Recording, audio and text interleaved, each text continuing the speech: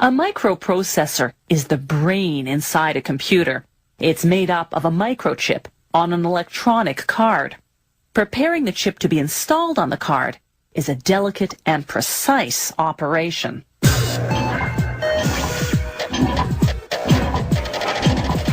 Scientists built the first computer in 1937, but it could only do algebra.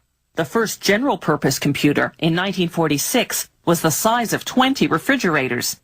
During the 1950s, transistors replaced bulky vacuum tubes. Then integrated circuits replaced transistors.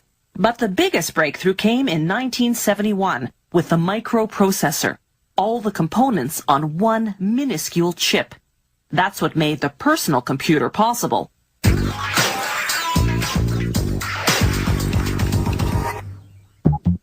They start with a ceramic square called a substrate. This will carry the microchip. A machine coats the substrate surface with flux, a chemical that makes it sticky. This will hold the microchip in place until it's soldered.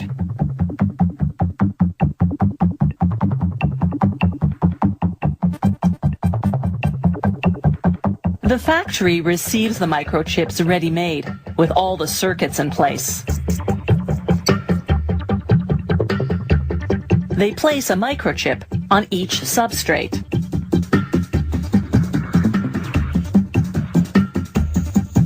An infrared light guides the machine to place the chip in precisely the right spot.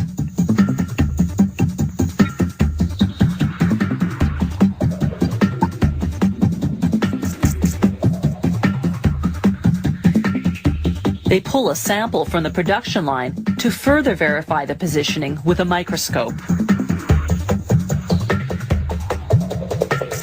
Next stop, a soldering oven at 365 degrees Celsius. The heat melts tiny beads of tin positioned on the chip, binding it to the substrate. Next, they prepare to solder an aluminum cap over each microchip. The cap will have two functions: to protect the chip and to dissipate the heat the chip generates.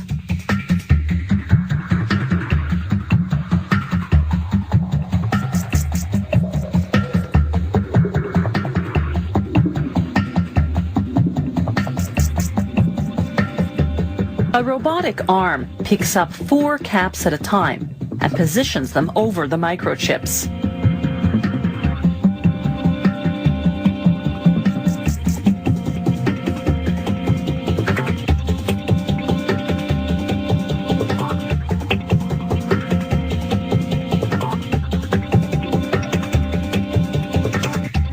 They go into a soldering oven at 150 degrees Celsius for about an hour.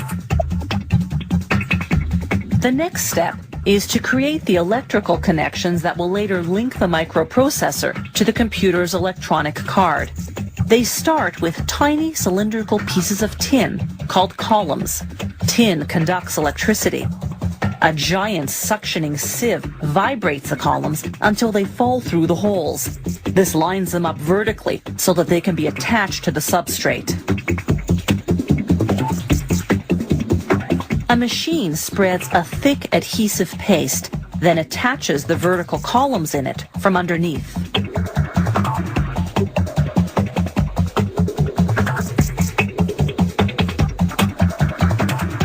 A robotic arm positions the chip-carrying substrate onto the pasted columns.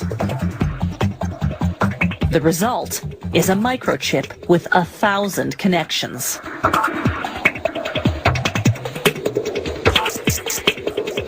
For even more connections, they use tin balls instead of columns because balls are sturdier and more reliable.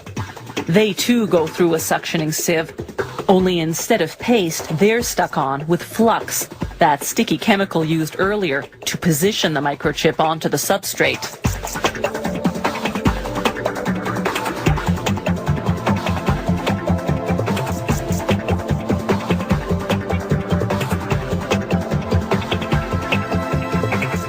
The finished microchip unit goes into a bath of water and solvents to remove any excess flux or other residues.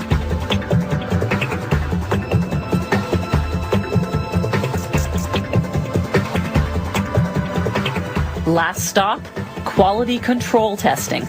Up to 12 hours in an oven heated to 140 degrees Celsius. From here, the microprocessor unit goes to another factory where it's soldered onto an electronic card, which then goes into a computer.